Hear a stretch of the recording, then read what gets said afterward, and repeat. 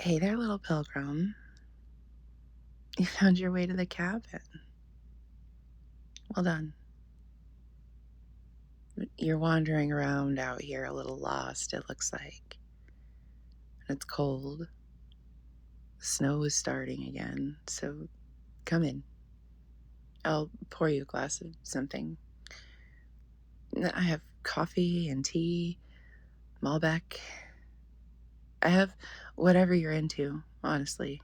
This place is not like other places. How's it different? Well, it's in my mind to start. Have a seat over there next to the fire. It's warm. There you go. Drop those shoulders. Or don't. It feels better when you do. You can hear.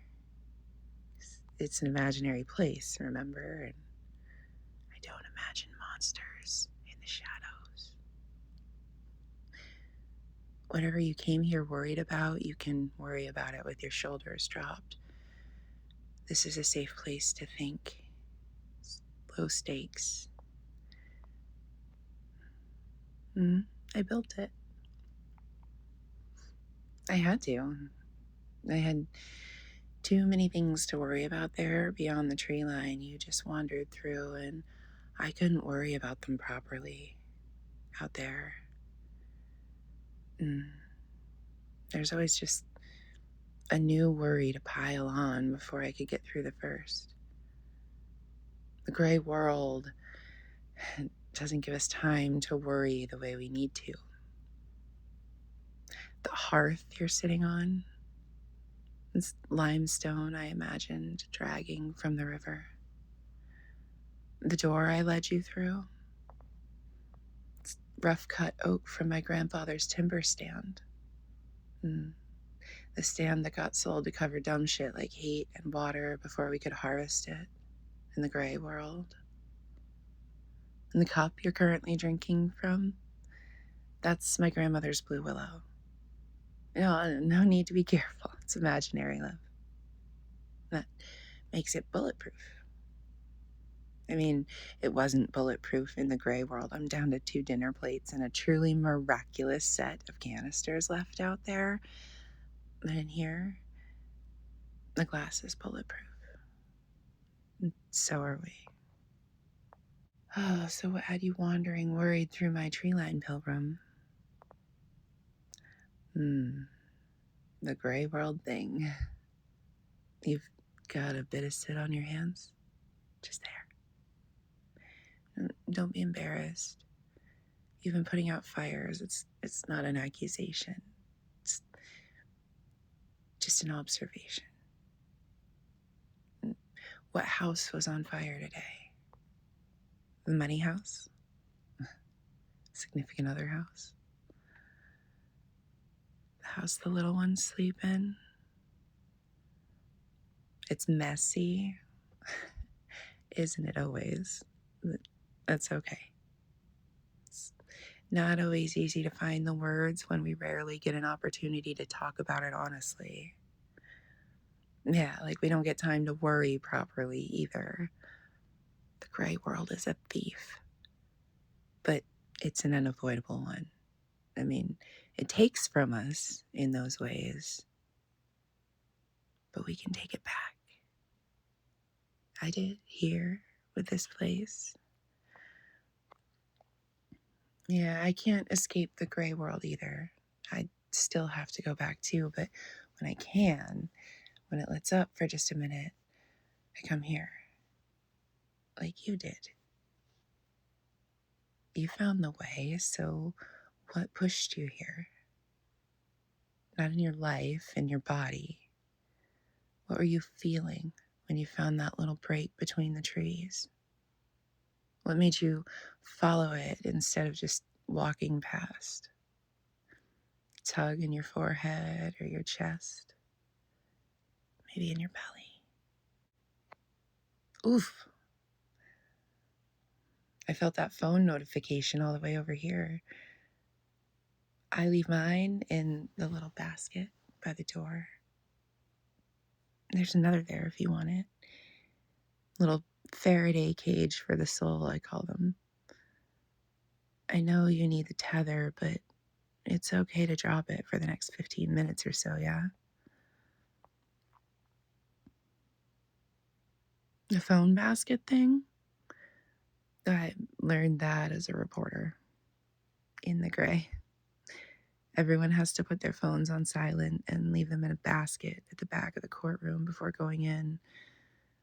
I spent a lot of time in that courtroom.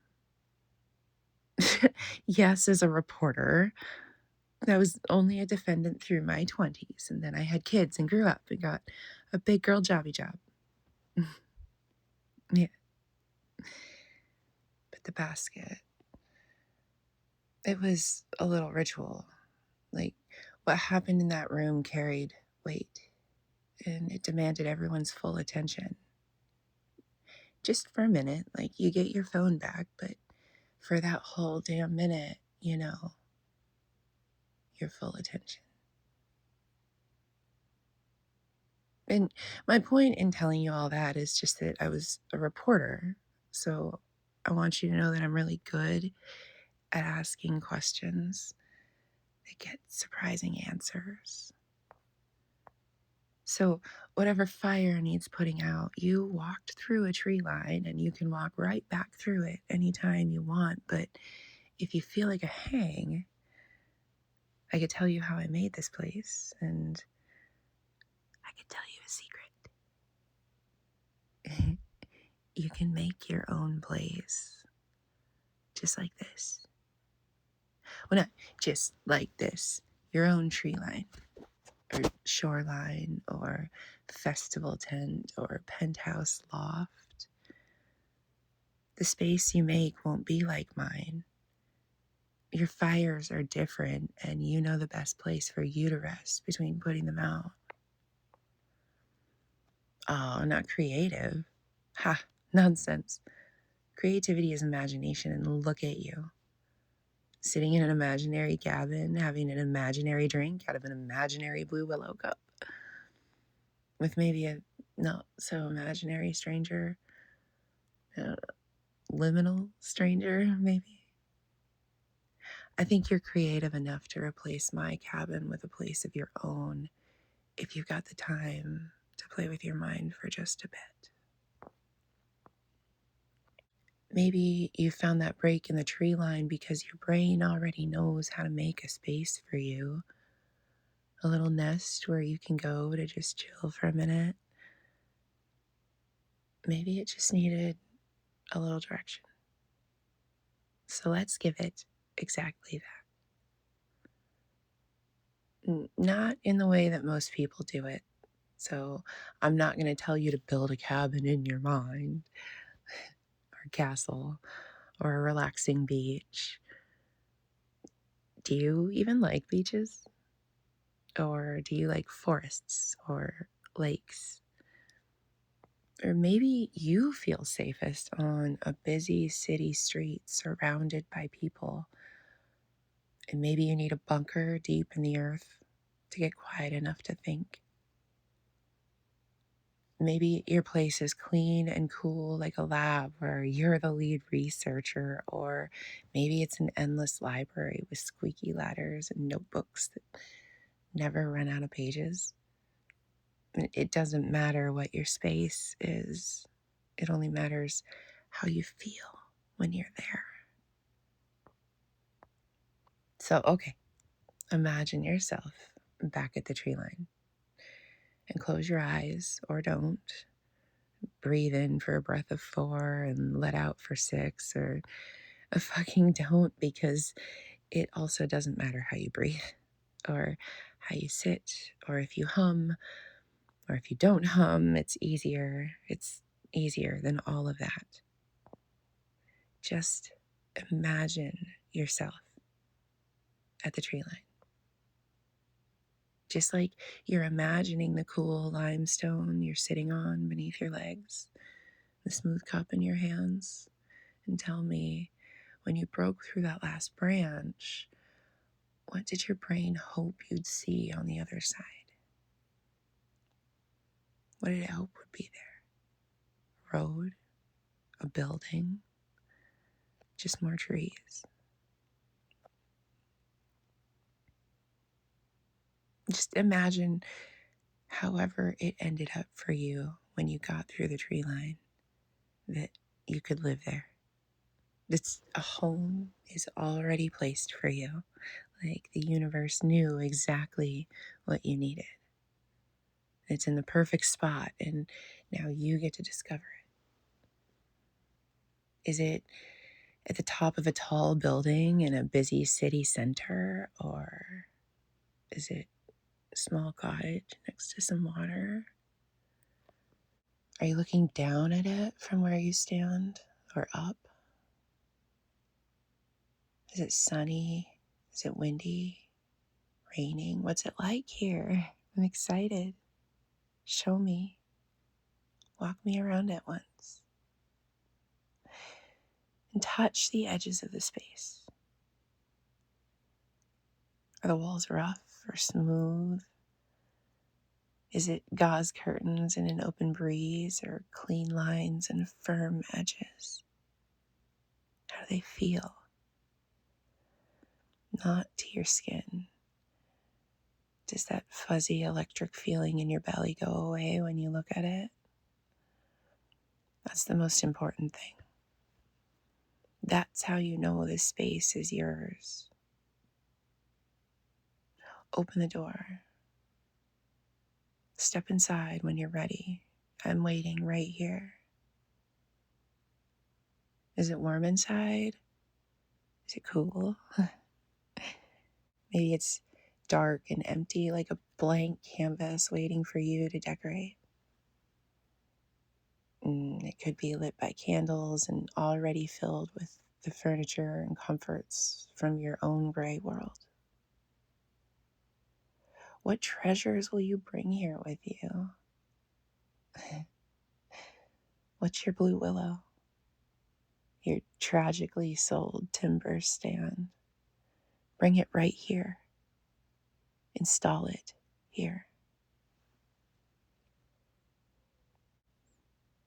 I can wait.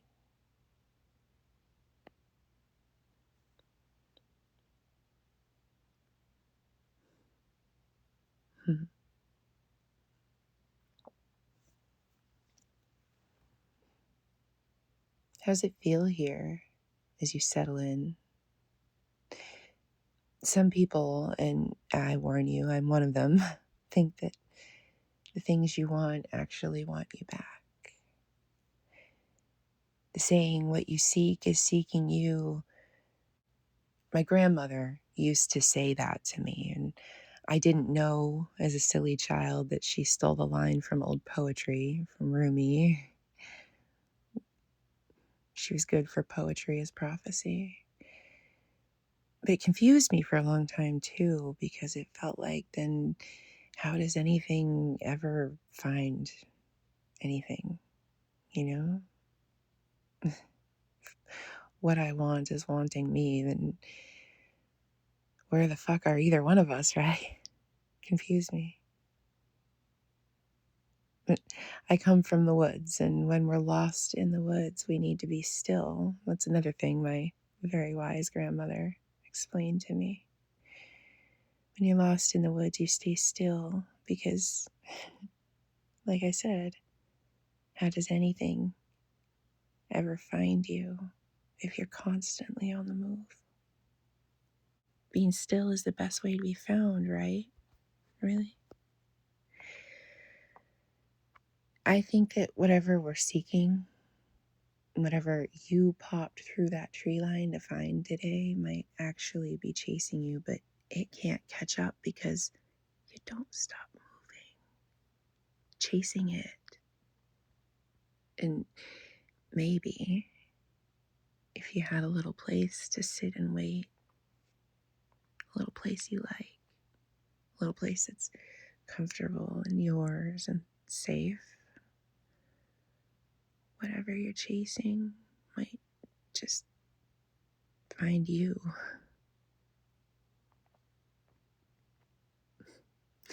You know, my grandma, the one with the blue willow and the poetry, She used to have to make a lot of ends meet for my father and his brothers and sisters. And there were a lot of people in our little town who needed a little boost of hope. So she'd read cards or she'd sell spells. I used to help her.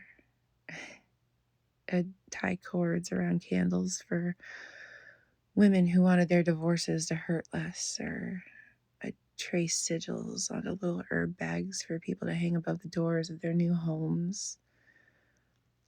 And she used to tell me it wasn't a protection bag they were paying her for, it was the belief that the protection bag would work.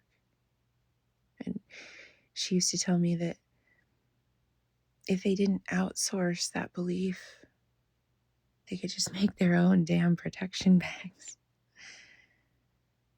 And I can see that you're the kind of person who can carry belief. I mean, look around. You built all this just by putting your phone in a cage for 20 minutes.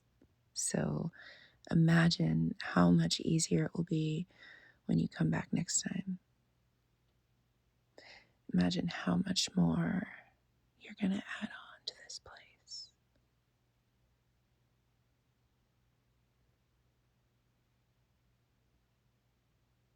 I'm Echo Rabbit, and congratulations.